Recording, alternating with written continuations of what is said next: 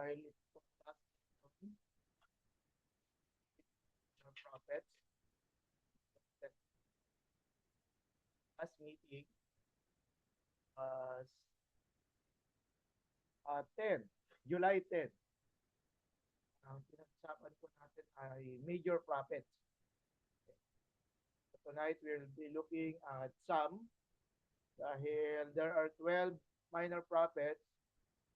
It will be time consuming to discuss all 12, no? So, pinili ko po, I believe, some of the minor prophets that you can take home. Yung lessons learned from it. So, for example, okay.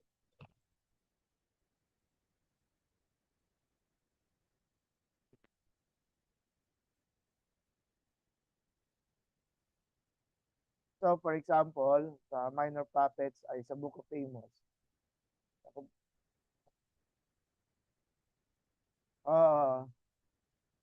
Napansin ko nga na yung microphone malayo sa akin. So the Book of Amos is one of the earliest prophetic books in the Old Testament and is widely regarded as the earliest of the writing prophets. Ganun ka ancient yung material ng Amos. Amos ministered during the reigns of King Uzziah of Judah and King Jeroboam II of Israel. So which means naging contemporary niya si Prophet Isaiah. Since si Prophet Isaiah also ministered during the reign of King Uzziah of Judah. At and also since nagminister si Amos up to the reign of King Jeroboam II, so we could say na naging late contemporary ni Amos si Prophet Hosea, since si Prophet Hosea naman, which is younger, no, it's like that he is the younger of the two, no, ministered during the reign of King Jeroboam II in the 8th century. This is a period marked by political stability, military success, and economic prosperity. Beneath this outward success, however, Israel was characterized by widespread social injustice, religious hypocrisy, moral corruption, and covenant unfaithfulness. So Amos was a shepherd and a dresser of sycamore figs from Tekoa in Judah. He was called by God to proclaim judgment against the northern kingdom of Israel. So notice, no? He is from Judah, no? So southern kingdom siya, pero yung calling niya, calling na ibinigay, yung burden o prophecy na ibinigay ng Diyos kay Amos was to preach against the northern kingdom. His message demonstrates the true worship of God cannot be separated from righteousness and justice. The book is particularly significant because it combines powerful literary artistry with profound theological teaching concerning God's, ito yung mga importanteng theme that we can expect. God's holiness, justice, sovereignty, and mercy. Bakit 5 pa rin tayo? This is the last session.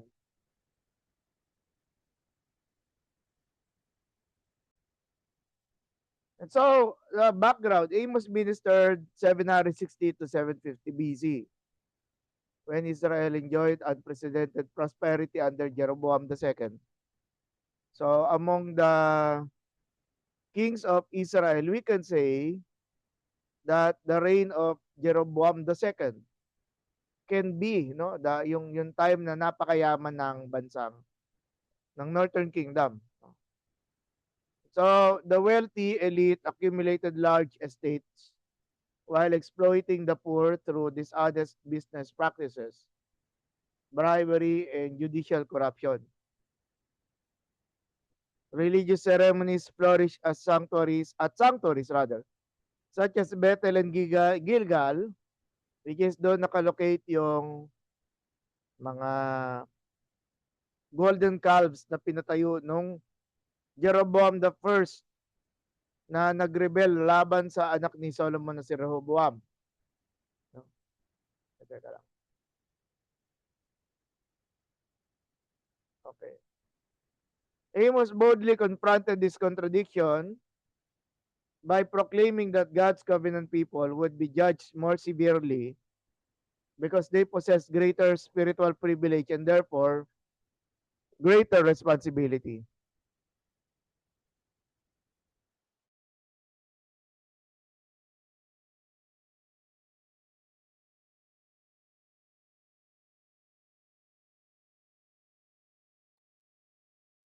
So this is the structure of the book of Amos in its chapters.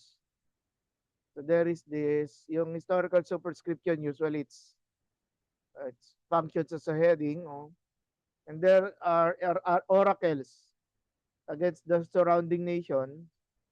When I say oracles, mas malapit siya sa word na babala, no? O kaya, kasi yung hula, minsan nagiging negative when tinranslate siya sa Tagalog, no?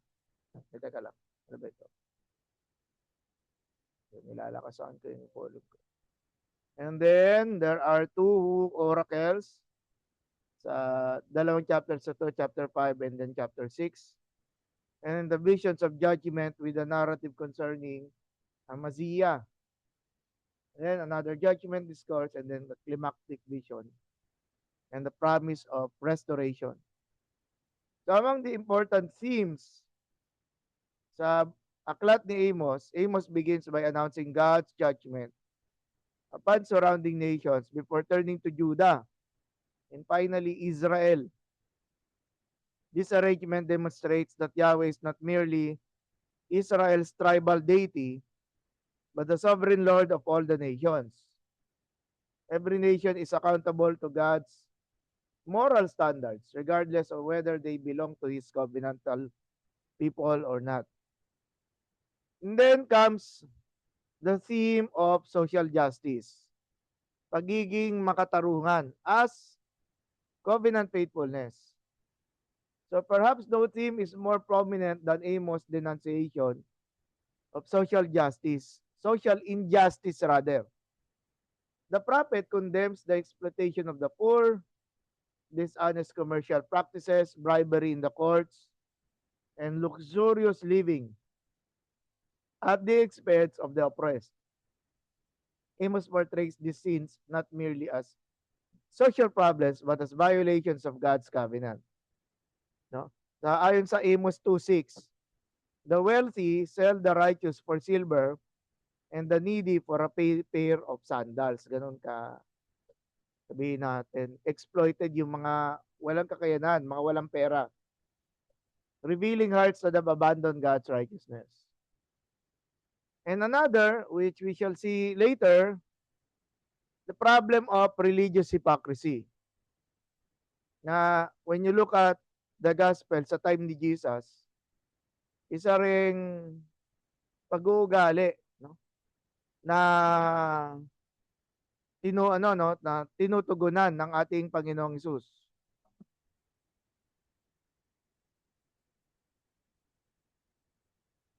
So, Israel continued offering sacrifices, so nagpapakita pa rin sila ng uri ng religiosity, pero nandun yung sacrifices, tithes, festivals. No? Pero nagpapatuloy sila. Itong mga religious na mga Israelites na ito, sa kanila namang pangapi sa mga mahihirap. God declares that He despises such worship because it lacks genuine obedience. Instead, Amos calls for justice to roll down like waters and righteousness like an ever-flowing stream. Amos 5:24. Worship that is acceptable to God must be accompanied, dapat na sinasagawa din, no? Ang isang taong nagpapahayag na sumasamba siya sa Diyos ay dapat nakikita sa kanya yung hustisya, yung pagsasagawa ng hustisya. And then of course, there is this divine judgment. When we say judgment,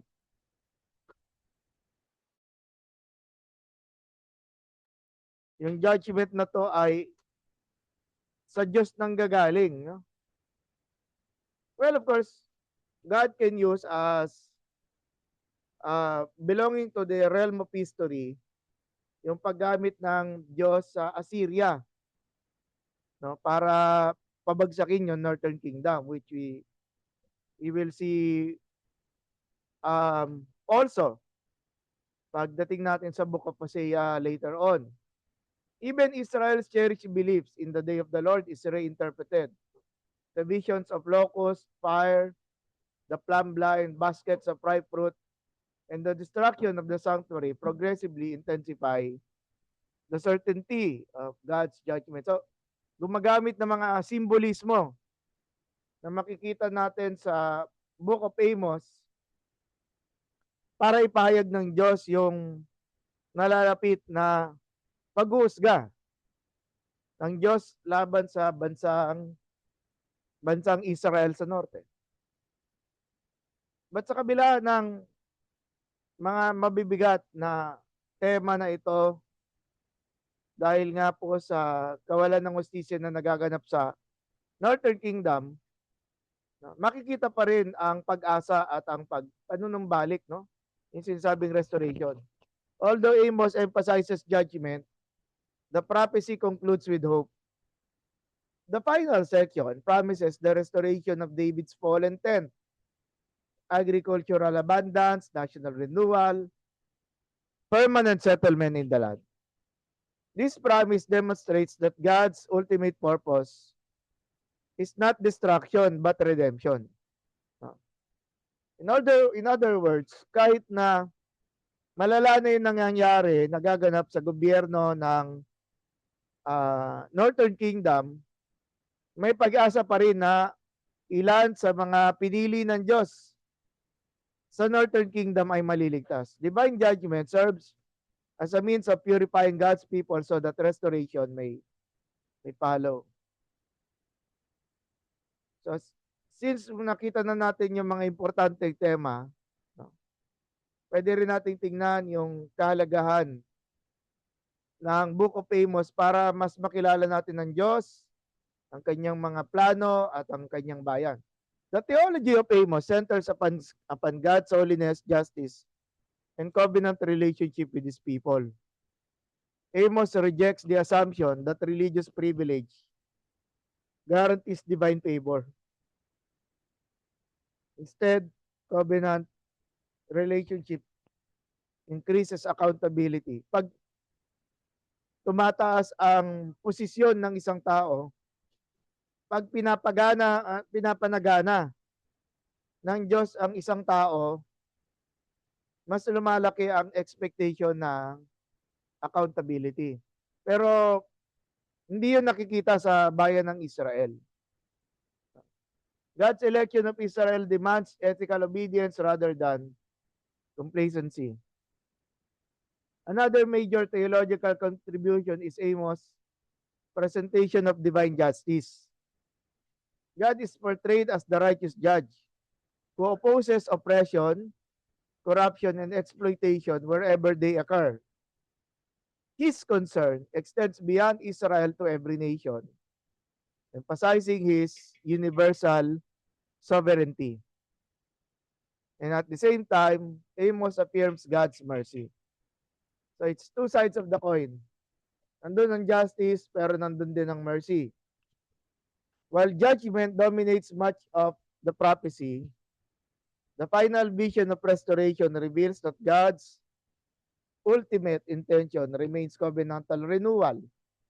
Pag kahilingan na ang kanyang bayan ay manumbalik sa Diyos at tuparin ang kanilang kasunduan. Modern scholarship increasingly recognizes that Amos combines warnings of judgment with implicit calls to repentance and hope for those who respond.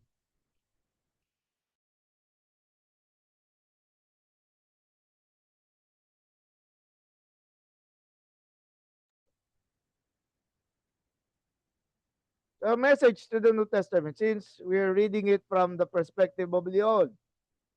No, sa 12 minor prophets, Amos serves as a foundational prophetic voice, emphasizing justice and covenant responsibility. The New Testament also recognizes its enduring significance.